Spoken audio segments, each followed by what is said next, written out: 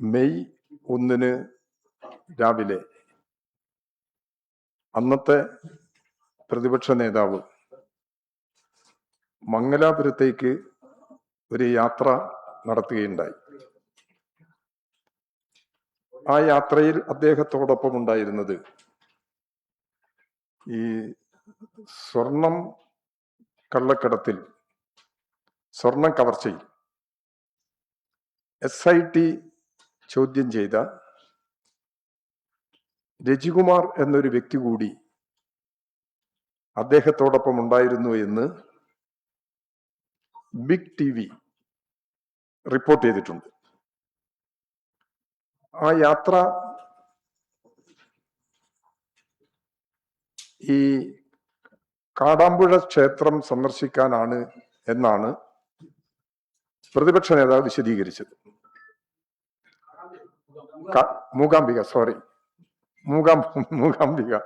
മൂകാംബിക ക്ഷേത്രം സന്ദർശിക്കാനാണ് പോയത് എന്നാണ് അദ്ദേഹത്തിന്റെ വിശദീകരണം. ഈ യാത്രയിൽ അദാനി ഗ്രൂപ്പിന്റെ പ്രസിഡന്റിനെ അന്നത്തെ പ്രതിപക്ഷ നേതാവ് കാണുകയുണ്ടായി. കർണാടകയിലെ NDA നേതാവായിട്ടുള്ള VM ഫാറൂഖിന്റെ വസതിയിലാണ് ഈ കൂടിച്ചേരൽ നടത്തിയത് എന്നാണ് വാർത്ത വന്നത്. ഇത് സംബന്ധിച്ച് കർണാടക കോൺഗ്രസ് കമ്മിറ്റി AICC നേതൃത്വത്തിന് പരാതി നൽകി എന്ന വാർത്തയും പുറത്തു വന്നിട്ടുണ്ട്. ബിഗ് TV ഗൗരവതരമായ ഒരു ആരോപണം ഈ പ്രശ്നവുമായി ബന്ധപ്പെട്ട് ഉന്നയിച്ചിട്ടുണ്ട്. അവരുന്നയിച്ച ആരോപണത്തിൽ പറഞ്ഞിട്ടുള്ളത് സതീശന് രാഷ്ട്രീയ ബിസിനസ് ആണോ എന്ന് ബിഗ് TV ചോദിക്കുന്ന നില സ്വീകരിക്കണ്ടായി.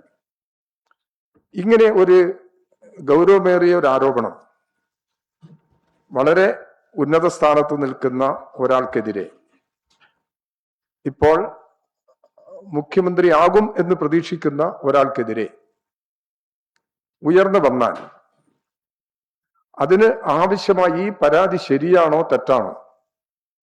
പരാതി ശരിയോ തെറ്റോ എന്നുള്ള പ്രശ്നത്തിലേക്കല്ല ഞാൻ കടക്കുന്നത്. ഇത്തരമൊരു പരാതി വന്നു കഴിഞ്ഞാൽ ആ പരാതി ശരിയാണോ തെറ്റാണോ എന്ന് വിശദീകരിക്കുന്നത് കോൺഗ്രസിന്റെ നേതൃത്വമാണ്. എന്നാൽ ഇതുവരെയും കേരളത്തിലെ KPCC നേതൃത്വമോ അഖിലേന്ത്യാ അടിസ്ഥാനത്തിലുള്ള കോൺഗ്രസിന്റെ ഹൈക്കമാൻഡോ ഇത് സംബന്ധിച്ചുള്ള ഒരു വിശദീകരണവും ഇതുവരെയും നൽകിയിട്ടില്ല എന്നുള്ളതാണ് ഇതിന്റെ യഥാർത്ഥ സ്ഥിതി. അപ്പോൾ ഈ പ്രശ്നത്തിൽ, ഈ ഉന്നയിക്കപ്പെട്ട ആരോപണത്തിൽ വ്യക്തത വരുത്തേണ്ടതുണ്ട്. ആ വ്യക്തത വരുത്തുന്നതിന് ആവശ്യമായിട്ടുള്ള വിശദീകരണം കോൺഗ്രസിന്റെ നേതൃത്വമാണ് നൽകേണ്ടത്.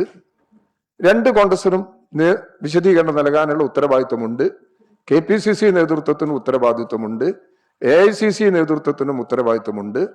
ആ ഉത്തരവാദിത്വം അവർ നിറവേറ്റണം. ഈ ആരോപണം ശരിയോ തെറ്റോ എന്നുള്ളത് ആവശ്യമായ വിശദീകരണം നൽകേണ്ടത് അവരാണ്. ഈ പ്രശ്നത്തെക്കുറിച്ച്, ഉന്നയിക്കപ്പെട്ട ആരോപണത്തെക്കുറിച്ച് ഗൗരവമായ അന്വേഷണം നടത്തണം എന്നുള്ളതാണ് ഇടതുപക്ഷ ജനാധിപത്യ മുന്നണി ആവശ്യപ്പെടുന്നത്. മറ്റൊരു പ്രധാനപ്പെട്ട പ്രശ്നം, ഇപ്പം കർണാടക കോൺഗ്രസ് പരാതി നൽകിയോ ഇല്ലയോ എന്നുള്ളത് ഇപ്പം ഒന്നും നമുക്ക് പറയാൻ പറ്റില്ല. അത് പറയേണ്ടത് കോൺഗ്രസിന്റെ നേതൃത്വമാണ്. അപ്പൊ ആ നിലയിൽ ആ കാര്യങ്ങളിൽ ആവശ്യമായ വ്യക്തത ഉണ്ടാവണം എന്നുള്ളതാണ് ഈ പ്രശ്നത്തിൽ ചൂണ്ടിക്കാണിക്കാനുള്ളത്. മറ്റൊരു പ്രധാനപ്പെട്ട പ്രശ്നം ഇന്ന് കേരളമാകെ ചർച്ച ചെയ്യുന്നത് കേരളത്തിന്റെ ഭാവി മുഖ്യമന്ത്രി ആരായിരിക്കും. ഇത് സംബന്ധിച്ചുള്ള ഹൈക്കമാൻഡിന്റെ തീരുമാനത്തിന് വേണ്ടി എല്ലാവരും കാത്തു നിൽക്കുകയാണ്. ഇത്രയും ദിവസങ്ങളായിട്ടും ഹൈക്കമാൻഡിന് തീരുമാനമെടുക്കാൻ കഴിഞ്ഞിട്ടില്ല. അത് അവരുടെ ആഭ്യന്തരമായ കാര്യം. പക്ഷേ ജനാധിപത്യ വ്യവസ്ഥയാണുള്ളത്. ഭരിക്കാൻ ആവശ്യമായത്ര ഭൂരിപക്ഷം. അങ്ങനെയുള്ള ഇടതുപക്ഷ ജനാധിപത്യ മുന്നണി പ്രതിപക്ഷത്തിരിക്കാനാണ് ജനവിധി. ആ ജനവിധിക്കനുസരിച്ച് ഇടതുപക്ഷ ജനാധിപത്യ മുന്നണിക്കോ അല്ലെങ്കിൽ ഇടതുപക്ഷ ജനാധിപത്യ മുന്നണിക്കോ പ്രവർത്തിക്കാൻ കഴിയും. ജനവിധി കോൺഗ്രസിന്റെ നേതൃത്വത്തിലുള്ള UDF കേരളം ഭരിക്കണമെന്നാണ്. അത് ഒരു ജനാധിപത്യ സംവിധാനത്തിൽ ഒരു പ്രധാനപ്പെട്ട തീരുമാനം തന്നെയാണത്. ആ തീരുമാനത്തോട് നീതി പുലർത്താനുള്ള ബാധ്യത കോൺഗ്രസിനും UDFനും ഉണ്ട്. ജനങ്ങളോട് നീതി പുലർത്താനല്ല, ജനങ്ങളുടെ ജനാധിപത്യ മനസ്സിനോട് നീതി പുലർത്താനുള്ള ബാധ്യത അവർക്കുണ്ട്. ആ ബാധ്യത അവർ നിറവേറ്റുന്നില്ല. കേരളത്തിൽ ഗവൺമെന്റ് രൂപീകൃതമായിട്ടില്ലെങ്കിലും ഗവൺമെന്റിന്റെ ഭാഗമായി നടക്കേണ്ടുന്ന നിരവധി ഭരണ നടപടികൾ തുടരുകയാണ്. സംഘടനാ ഭാരവാഹികൾ കൊടുക്കുന്ന ലിസ്റ്റിനനുസരിച്ച് സർക്കാർ ജീവനക്കാരെ തലങ്ങും വിലങ്ങും സ്ഥലം മാറ്റം നടത്തി തുടങ്ങി.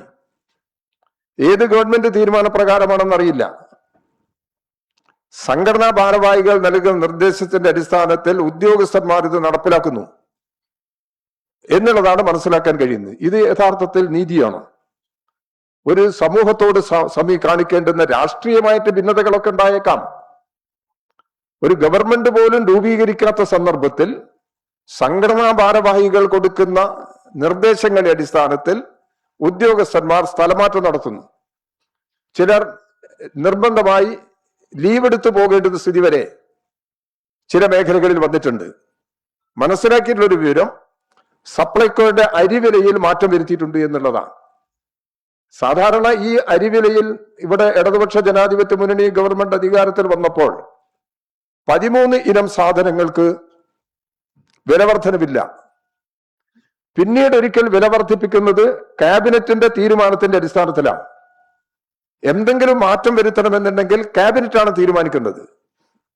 അതൊന്നും ചെയ്യാതെ സപ്ലൈകോന്റെ ഡിപ്പോയിലൂടെ വിതരണം ചെയ്തുകൊണ്ടിരിക്കുന്ന അരിക്ക് 2 രൂപ വില കയറ്റി എന്നുള്ളതാണ് പുറത്തു വന്നിട്ടുള്ള വിവരം. ഇത് അങ്ങേയറ്റം പ്രതിഷേധാർഹമാണ്. അപ്പൊ ഇങ്ങനെ ജനദ്രോഹ നടപടികൾ സ്വീകരിക്കുന്ന കാര്യത്തിൽ അവർ തുടക്കം കുറിച്ച് കഴിഞ്ഞിട്ടുണ്ട്. എന്നാൽ ഗവൺമെന്റ് ഇതുവരെ രൂപീകൃതമായിട്ടില്ല. ഗവൺമെന്റ് രൂപീകൃതമാകുന്നതിന് മുമ്പ് തന്നെ ഉദ്യോഗസ്ഥരെ ഉപയോഗപ്പെടുത്തിക്കൊണ്ട് ഇത്തരം ചില നടപടികൾ അവർ സ്വീകരിക്കുന്നു. ഇത് നീതിപൂർവമല്ല. ഇതൊരു ജനാധിപത്യ സമൂഹത്തിൽ സ്വീകരിക്കേണ്ടുന്ന നടപടികളുമല്ല. അതുകൊണ്ട് അത്തരം നിലപാടുകൾ വളരെ അങ്ങേയറ്റം കടുത്ത പ്രതിഷേധാർഹമാണ്. സ്വാഭാവികമായിട്ടും ഈ നടപടികളെല്ലാം എതിർത്തു പോകേണ്ടി വരും എന്നുള്ളതാണ്. ഇടതുപക്ഷ ജനാധിപത്യ മുന്നണി ഇവിടെ ജനക്ഷേമ നടപടികൾ തുടരാനും വികസന പ്രവർത്തനങ്ങൾ മുമ്പോട്ട് കൊണ്ടുപോകുന്നതിനും എല്ലാവിധ പിന്തുണയും അറിയിച്ചിട്ടുണ്ട്. ന്യായമായ എല്ലാ പ്രശ്നങ്ങളിലും ആവശ്യമായ സഹായം ഇവിടെ നടപ്പിലാക്കിയ ജനക്ഷേമ നടപടികൾ തുടരാൻ എന്ത് പിന്തുണ വേണമെങ്കിലും കൊടുക്കാൻ തയ്യാറാണ്. പക്ഷെ അതിന് വ്യത്യസ്തമായൊരു നിലപാട് സ്വീകരിക്കുകയാണെങ്കിൽ സ്വാഭാവികമായിട്ടും ആ പ്രശ്നങ്ങളെ എതിർക്കേണ്ടതായിട്ട് വരും എന്നുള്ളതാണ് ഞങ്ങൾക്ക് ചൂണ്ടിക്കാണിക്കാനുള്ളത്. ഇതാണ് പറയാനുള്ള വിഷയം.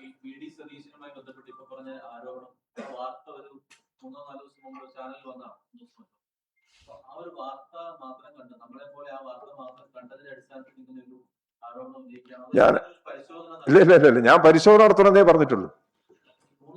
അല്ല, 3 ദിവസം കഴിഞ്ഞിട്ടും കോൺഗ്രസിന്റെ ഭാഗത്തുനിന്ന് ഒരു വിശദീകരണവും വരുന്നില്ല. AICC വിശദീകരിക്കുന്നില്ല, KPCC വിശദീകരിക്കുന്നു. ഞാൻ ഉന്നയിക്കല്ല ആരോപണം ഞാൻ ഉന്നയിച്ചതല്ല, ഞാൻ ഉന്നയിക്കുന്നുമില്ല. അത് ശരിയാണെന്നുള്ള അഭിപ്രായവും ഞാൻ പറഞ്ഞിട്ടില്ല. ആ ആരോപണം ശരിയാണോ തെറ്റാണോ എന്ന് പറയേണ്ടത് കോൺഗ്രസിന്റെ നേതൃത്വമാണ്. ഇപ്പൊ എല്ലാ ദിവസവും ചാനൽ ഇത് വന്നുകൊണ്ടിരിക്കുകയാണ്.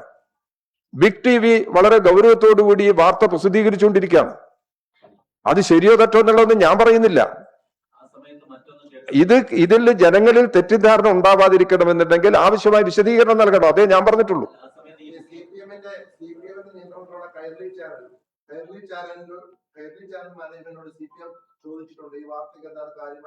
കൈരളിയിലല്ല വന്നത്. CPM നിയന്ത്രണത്തിലുള്ള ചാനലായ കൈരളി മാനേജ്മെന്റിനോട് CPM ചോദിച്ചിട്ടുണ്ടോ ഇത്തരം വാർത്ത രാഷ്ട്രീയ എതിരാളികളെ വന്നിട്ട് എന്തുകൊണ്ടാണ്? ഇല്ല, ഇത് ഞാൻ പറയുന്നത് കേൾക്ക്, കൈരളിയിലല്ല ഈ വാർത്ത വന്നത്. കൈരളിയിൽ വരാത്ത ഒരു വാർത്തയെ സംബന്ധിച്ച് എന്തിനാ കൈരളിയോട് അന്വേഷിക്കുന്നത്? ബിഗ് ടിവിയിലാണ്. ബിഗ് ടിവിയിൽ വന്ന വാർത്ത ശരിയാണെന്നോ തെറ്റാണെന്നോ ഞാൻ പറയുന്നില്ല. അത് ഇങ്ങനെ ഒരു വാർത്ത കേരള രാഷ്ട്രീയത്തിൽ മുഴങ്ങി വന്നിട്ടുണ്ട്. അതിനെ സംബന്ധിച്ച് എന്താണ് വിശദീകരണം എന്നുള്ളത് കോൺഗ്രസ് നടത്തിയാൽ മതി. അതേ ഞാൻ പറഞ്ഞിട്ടുള്ളൂ. ഞാൻ കോൺഗ്രസിനെതിരായിട്ട് ഒരു ആരോപണം ഉന്നയിച്ചിട്ടില്ല. കോൺഗ്രസുമായി ബന്ധമുള്ള ചില മാനേജ്മെന്റുകളിലൊക്കെ ചാനൽ രീതിയിൽ പറഞ്ഞു കേട്ടു. അപ്പൊ ഈ കോൺഗ്രസിനകത്ത് മുഖ്യമന്ത്രി തർക്കം വന്നതിന് ശേഷം വന്ന ഒരു വാർത്തയാണെന്നുള്ള മുഖ്യമന്ത്രി തർക്കം ഉണ്ടോന്ന് പോലും എനിക്കറിയില്ല. അവര് തമ്മിൽ തർക്കിക്കുന്നുണ്ട്. അപ്പൊ ശരിക്കും പറഞ്ഞാൽ ഇപ്പൊ CPM ഇതിൽ കക്ഷി ചേരുകയാണ്. ഇല്ല, CPM കക്ഷി ചേർന്നിട്ടില്ല. CPM ഇത് സംബന്ധിച്ച് അഭിപ്രായം, ഞാൻ ഇടതുപക്ഷ ജനാധിപത്യ മുന്നണിയുടെ കൺവീനർ എന്നുള്ള നിലയിൽ ആണ് ഈ പ്രശ്നം ഉന്നയിക്കുന്നത്. CPM എന്നുള്ള നിലയിലല്ല. ഇടതുപക്ഷ ജനാധിപത്യ മുന്നണിയുടെ കൺവീനർ എന്നുള്ള നിലയിൽ കേരളത്തിൽ ഉയർന്നു വന്ന ഈ പ്രശ്നങ്ങളിൽ തെറ്റിദ്ധാരണ നീക്കാൻ ആവശ്യമായ വിശദീകരണമാണ്. അതേ ഞാൻ പറഞ്ഞതിന്റെ അർത്ഥമുള്ളൂ. ഞാൻ ഈ ആരോപണത്തെ അംഗീകരിച്ചിട്ടില്ല, ആരോപണത്തെ ഞാൻ ന്യായീകരിച്ചിട്ടില്ല. ഇങ്ങനെ ഒരു പ്രധാനപ്പെട്ട ചാനൽ ഇവിടെ ഈ കാര്യങ്ങൾ പുറത്തു കൊണ്ടുവന്നിട്ടുണ്ട്. എന്താണ് അതിന്റെ വസ്തുത? ശ്രീ സതീശൻ ഈ 1-ാം തീയതി യാത്ര നടത്തി എന്നുള്ളത് ശരിയാണ്. അതിന് അദ്ദേഹത്തിന്റെ വിശദീകരണം അതും ഞാൻ പറഞ്ഞു. അദ്ദേഹത്തിന്റെ വിശദീകരണം ഏത് ക്ഷേത്ര പറഞ്ഞത്? മൂകാംബിക ക്ഷേത്രത്തിൽ. മൂകാംബിക ക്ഷേത്രം സന്ദർശിക്കുന്നതിന് വേണ്ടി പോയി എന്നാണ് അദ്ദേഹത്തിന്റെ വിശദീകരണം. ആ വിശദീകരണം വന്നിട്ടും ബിഗ് ടിവി ഇതിങ്ങനെ വ്യാപകമായിട്ട് പ്രചരിപ്പിക്കുന്നു. ബിഗ് ടിവിയിൽ ഇത് ഇക്കാര്യങ്ങൾ പ്രചരിപ്പിക്കുന്നതിനെതിരായിട്ട് എന്തെങ്കിലും പ്രതികരണം വന്നതായിട്ടും എന്റെ ശ്രദ്ധയിൽപ്പെട്ടിട്ടില്ല. അതുകൊണ്ടാണ് ഇത് പറയാൻ കാരണം. പക്ഷെ CPM ഈ ആരോപണത്തിൽ കക്ഷി ചേർന്നിട്ടില്ല. CPM ഉന്നയിക്കുന്ന ആരോപണമല്ല ഇത്. ഇടതുപക്ഷ ജനാധിപത്യ മുന്നണി ഇതൊരു ആരോപണമായിട്ട് ഉന്നയിച്ചതല്ല. ഇങ്ങനെ വന്നൊരു ആരോപണത്തെ കുറിച്ച് ആവശ്യമായ വിശദീകരണം നൽകണമെന്നാണ്. അത് സംബന്ധിച്ചുള്ള ഒരു അന്വേഷണം വേണമെന്നുള്ളതാണ് ഞാൻ പറഞ്ഞിട്ടുള്ളൂ. അതല്ലാതെ ആരോപണം ന്യായീകരിക്കാനോ ആരോപണത്തെ സ്ഥിരീകരിച്ചുകൊണ്ടുള്ള ഒരു സമീപനം ഞാൻ എടുത്തിട്ടില്ല.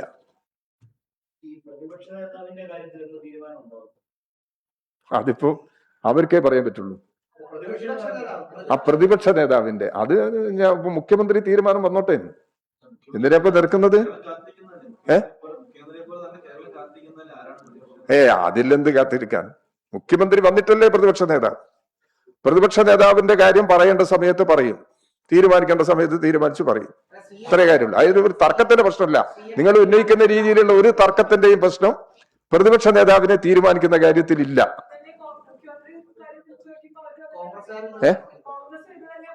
എന്തിന്? അല്ല, ആയിക്കോട്ടെ. ഓരിപ്പോ സമയമാകുമ്പോ തീരുമാനിച്ചാൽ മതി. ഞാൻ കാര്യം പറയണ്ടല്ലോ, പറഞ്ഞിട്ടില്ലല്ലോ.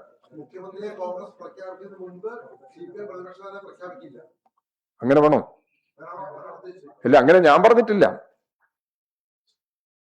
പറയാത്ത കാര്യം നിങ്ങൾ വ്യാഖ്യാനിച്ചിട്ട് പറയിപ്പിക്കല്ല. അല്ല, ഞാൻ അങ്ങനെ പറഞ്ഞിട്ടേ ഇല്ല. ഇടതുപക്ഷ ജനാധിപത്യ മുന്നണി തീരുമാനിച്ചു പറയും ആരാണ് പ്രതിപക്ഷ നേതാവ്. CPM ആണ് അത് തീരുമാനിക്കേണ്ടത്. CPM അത് തീരുമാനിച്ചു പറയും. അത്രേ കാര്യമുള്ള അതിന്റെ കാര്യത്തിൽ. അത് എപ്പോ പറയും, ഏത് സമയം പറയും എന്നുള്ളതിനെ പറ്റി ഞാനൊന്നും പറയുന്നില്ല. അത് നിങ്ങൾ ചോദിച്ചതിനുള്ള ഒരു മറുപടി മാത്രമാണ് ഞാൻ പറഞ്ഞത്. ഇവിടെ മുഖ്യമന്ത്രിയുടെ തീരുമാനം വന്നിട്ടില്ലല്ലോ. വരാതെ അത് വരട്ടെ, വന്നതിന് ശേഷം മതിയല്ലോ പ്രതിപക്ഷ നേതാവ്.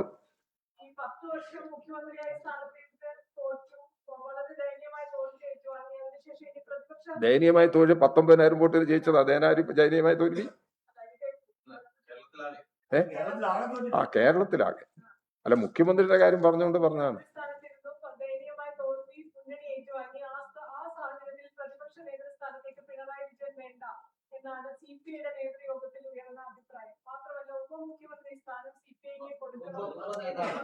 ഒരു പറയട്ടെ,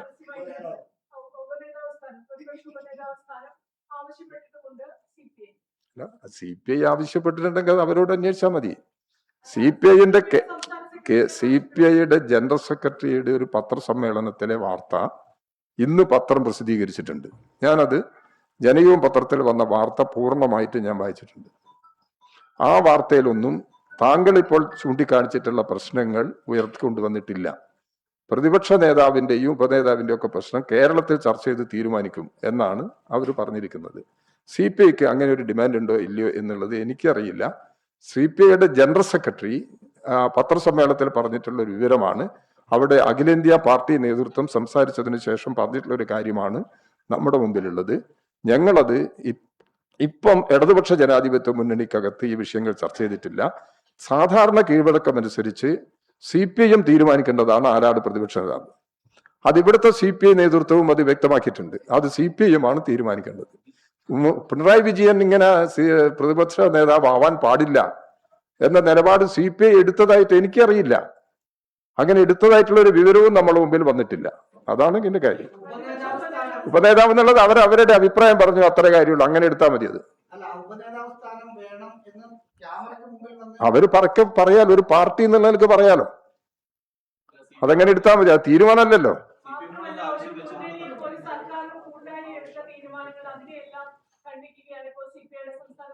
എങ്ങനെ നിങ്ങൾ ദയവ് ചെയ്തിട്ട് CPI വിശദീകരിക്കേണ്ടുന്ന പ്രശ്നം എന്നോട് ചോദിക്കല്ല. അത് അവരോട് നിങ്ങൾ സംസാരിച്ചോ. ഇടതുപക്ഷ ജനാധിപത്യ മുന്നണിയുടെ നിലപാടിനെ കുറിച്ച് ഞാൻ നിങ്ങളെ വിളിച്ച് സംസാരിച്ചിട്ടുണ്ട്. ഇടതുപക്ഷ ജനാധിപത്യ മുന്നണി ഒരു തവണയാണ് യോഗം ചേർന്നത് ഇലക്ഷൻ റിസൾട്ടിന് ശേഷം. അതിനൊരു പ്രാഥമികമായ അവലോകനം നടത്തി. ആ അവലോകനത്തിന്റെ ഭാഗമായിട്ടാണ് ഇടതുപക്ഷ ജനാധിപത്യ മുന്നണി വലിയ തിരിച്ചടിയേറ്റു ആ തെരഞ്ഞെടുപ്പ് ഫലത്തിൽ. അതിനുള്ള കാരണം എന്താണ് എന്നുള്ളത് വളരെ ഗ്രാസ് റൂട്ട് ലെവലിൽ ഞങ്ങൾ പരിശോധിച്ച് എന്തെങ്കിലും പ്രശ്നങ്ങൾ ജനങ്ങളുടെ മുമ്പിൽ നിന്ന് ഉയർന്നു വന്നിട്ടുണ്ടെങ്കിൽ, ഞങ്ങൾ തിരുത്തേണ്ടുന്ന എന്തെങ്കിലും പ്രശ്നങ്ങൾ ഉയർന്നു വന്നിട്ടുണ്ടെങ്കിൽ ഞങ്ങൾ അത് തിരുത്തും.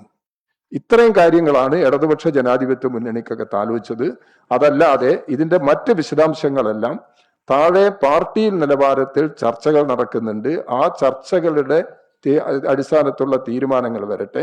അതിന്റെ അടിസ്ഥാനത്തിൽ ഇടതുപക്ഷ ജനാധിപത്യ മുന്നണി ജൂൺ അവസാനം യോഗം ചേർന്ന് ഇതിന്റെ മറ്റ് തുടർ നിലപാടുകളെ സംബന്ധിച്ചിടത്തോളം തീരുമാനമെടുക്കും. ഇതാണ് ഇടതുപക്ഷ ജനാധിപത്യ മുന്നണിയിൽ തീരുമാനിച്ചിട്ടുള്ളത്. അതാണ് ഞാൻ നിങ്ങളോട് പറഞ്ഞിട്ടുള്ളത്. അതാണ് ഇപ്പോഴും പറയാനുള്ളൂ. ഇനി അതിന്റെ പുറത്ത് CPI എടുത്ത തീരുമാനത്തെ കുറിച്ചോ CPIയുടെ നിലപാടല്ലേ, അത് അവര് വിശദീകരിച്ചോട്ടെ. അത് ഇടതുപക്ഷ ജനാധിപത്യ മുന്നണി എന്നുള്ള നിലയ്ക്ക് എന്റെ തലയിൽ വെക്കല്ല ദയവ് ചെയ്തിട്ട്. കഴിഞ്ഞ വാർത്താ സമ്മേളനത്തിൽ CPI പ്രതിപക്ഷ ഉപനേതാവ് സ്ഥാനം ചോദിച്ചിട്ടില്ല എന്ന് പറഞ്ഞു. ഇടതുപക്ഷ ജനാധിപത്യ മുന്നണിക്കകത്ത് ഉന്നയിച്ചിട്ടില്ല. ഇടതുപക്ഷ ജനാധിപത്യ മുന്നണി യോഗത്തിൽ പറഞ്ഞില്ല എന്നാണ് ഞാൻ പറഞ്ഞത്. അത് ചിലപ്പോ ഉണ്ടാവും. അല്ല, ഇടതുപക്ഷ ജനാധിപത്യ മുന്നണിയുടെ യോഗത്തിൽ അങ്ങനെ ഒരു വിഷയം ഉന്നയിക്കപ്പെട്ടിട്ടില്ല എന്നാണ് ഞാൻ പറഞ്ഞത്. അല്ല, അങ്ങനെ ഞാൻ പറയുന്നില്ല. അത് നിങ്ങളെ അഭിപ്രായമായിട്ട് കിടക്കട്ടെ, എന്റെ അഭിപ്രായമായിട്ട് ചേർക്കല്ല. ഇല്ല, ആശാസമരത്തിനൊക്കെ അന്ന് തന്നെ ക്ലാരിറ്റി വരുത്തിയതാ. ഇല്ല, ആശാസമരത്തോടെടുത്ത നിലപാട് തെറ്റായിരുന്നു എന്നുള്ളത് എവിടെയും ഇടതുപക്ഷ ജനാധിപത്യ മുന്നണി തീരുമാനിച്ചിട്ടില്ല. കാരണം ആശാസമരത്തിന്റെ ലക്ഷ്യം പ്രശ്നം പരിഹരിക്കലായിരുന്നില്ല. ആശാസമരത്തിന്റെ പ്രശ്നം ഉയർന്നു വന്നപ്പോൾ തന്നെ ഗവൺമെന്റ് വിളിച്ച് ചർച്ച നടത്തി പ്രശ്നം പരിഹരിക്കാൻ വേണ്ടി ശ്രമിച്ചിട്ടുള്ളതാണ്.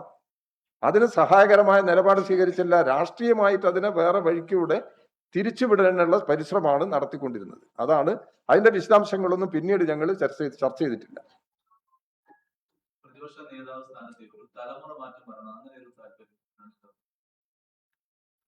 മുന്നണിയിൽ ആലോചിക്കാത്ത കാര്യം ഇപ്പൊ നിങ്ങൾ ഇങ്ങനെ പറഞ്ഞിട്ട് എന്താ കാര്യം? ഇല്ല, മുന്നണിക്കകത്തൊരാലോചന ഇത് സംബന്ധിച്ച് നടന്നിട്ടില്ല. മുന്നണിയിലല്ല യഥാർത്ഥത്തിൽ പ്രതിപക്ഷ നേതാവ് ആരാണെന്ന് തീരുമാനിക്കേണ്ടത്. തീരുമാനിച്ച പിന്നെ മുന്നണിക്കകത്ത് ഞങ്ങൾ അഭിപ്രായം ഉണ്ടാക്കും, അത്രയേ ഉള്ളൂ. CPM ആണോ തീരുമാനിക്കുന്നത് നമ്മളെ പാർലമെന്ററി വ്യവസ്ഥക്കനുസരിച്ച്. എന്തിന് ധൃതി പിടിക്കുന്നത്? ധൃതി പിടിക്കാൻ അവരോട് ചോദിക്കും മുഖ്യമന്ത്രി എപ്പോൾ വരുമെന്ന്. മുഖ്യമന്ത്രി വന്നു കഴിഞ്ഞാൽ ഉടനെ തന്നെ പ്രതിപക്ഷ നേതാവിനെ നിശ്ചയിച്ച പോരെ. ഈ പ്രതിപക്ഷ നേതാവിനെ നിശ്ചയിക്കാത്തതുകൊണ്ട് എന്തെങ്കിലും കുഴപ്പമുണ്ടോ? ഇവിടെ ഗവൺമെന്റ് അല്ലേ വേണ്ടത്. ആദ്യം ഗവൺമെന്റ് അല്ലേ വേണ്ടത്. ഗവൺമെന്റ് ഒരു മുഖ്യമന്ത്രിയുടെ പ്രശ്നം മാത്രമല്ല, മന്ത്രിമാരും വരണ്ടേ. മന്ത്രിമാരും വരണല്ലോ. ഇവിടെ ഇപ്പൊ ഓരോ വകുപ്പിലും നടന്നുകൊണ്ടിരിക്കുന്ന കാര്യം, അതിനൊന്നും നിങ്ങൾക്ക് ഒരു പ്രശ്നമില്ലേ? അത് കേരളത്തിൽ നടക്കുകയല്ലേ തെറ്റായ രീതി. അതിനെക്കുറിച്ചല്ലേ വിമർശിക്കേണ്ടത്. കാവൽ മന്ത്രിസഭയ്ക്ക് അതിൽ റോളൊന്നുമില്ല. അതൊരു ജനാധിപത്യ വ്യവസ്ഥയിൽ നടക്കുന്ന കാര്യമല്ലല്ലോ. തെരഞ്ഞെടുപ്പ് പരാജയത്തിനെ സംബന്ധിച്ച് വിലയിരുത്തി കഴിയുമ്പോഴേ എന്തിനാ ഇങ്ങനെ ഞാൻ ഇതിന്റെ ഉത്തരവൊക്കെ നേരത്തെ തന്നെ പറഞ്ഞു കഴിഞ്ഞതാ. തെരഞ്ഞെടുപ്പ് പരാജയം വിലയിരുത്തി എന്ത് എന്നുള്ളതൊക്കെ ഇനി തീരുമാനിക്കേണ്ട കാര്യമല്ലേ. അല്ലെ പൊതുസമൂഹത്തിൽ രണ്ട് കാര്യം, ഒന്ന് ഉത്തരവാദി ഇല്ല ഇല്ല ഇല്ല ഇല്ല ഇല്ല അത് ഇടതുപക്ഷ ജനാധിപത്യ മുന്നണി അംഗീകരിക്കുന്നില്ല. രണ്ട് പാർട്ടി സെക്രട്ടറി ആയിരുന്ന എം വി ഗോവിന്ദ മാഷാണ്. അത് അഭിപ്രായമല്ലേ, ഇടതുപക്ഷ ജനാധിപത്യ മുന്നണി അഭിപ്രായമല്ല. ഓ, അത് നിങ്ങളുടെ മീഡിയാസൊക്കെ ചില ചർച്ചകളൊക്കെ നടത്തിക്കൊണ്ടിരിക്കുന്നുണ്ട്. അതൊക്കെ അങ്ങനെ ഒരു വിലയിരുത്തല് ഇടതുപക്ഷ ജനാധിപത്യ മുന്നണിക്കോ CPM-നോ ഇതുവരെ നടത്തിയിട്ടില്ല. അല്ല, നടക്കൂല്ലോ എന്നൊക്കെ വേറെ കാര്യം. അത് പിന്നെ അത് വരുന്ന സമയത്തേക്ക് അറിയാം.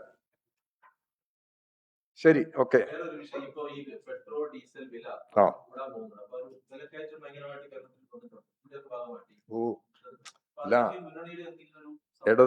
അല്ല അത് ഇപ്പൊ തീരുമാനിച്ചിട്ടില്ല. ഈ രാജ്യത്തിന്റെ സ്ഥിതി അത്യന്തം ദയനീയമാണ്. സാമ്പത്തിക പ്രതിസന്ധി വലിയ പ്രശ്നങ്ങൾ ജനങ്ങളുടെ ജീവിതത്തിൽ സൃഷ്ടിക്കാനാണ് സാധ്യത.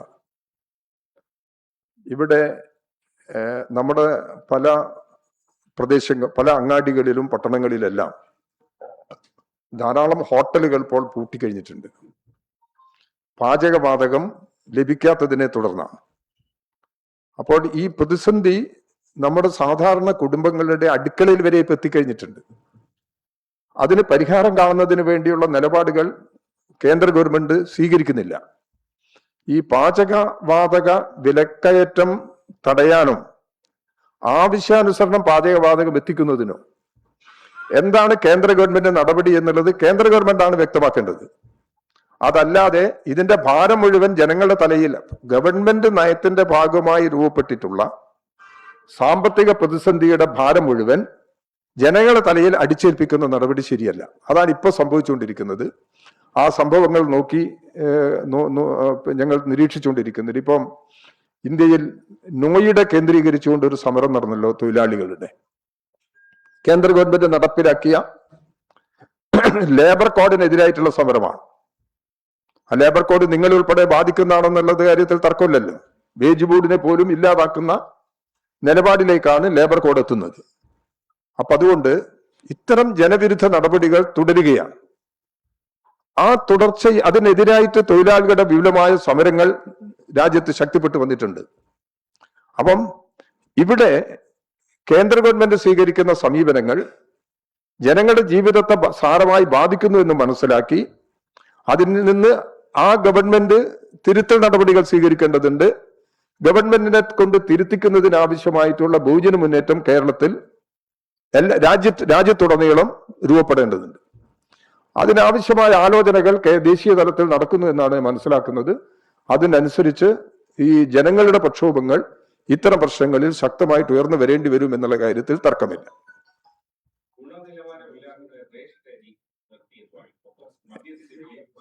എന്താ അത്?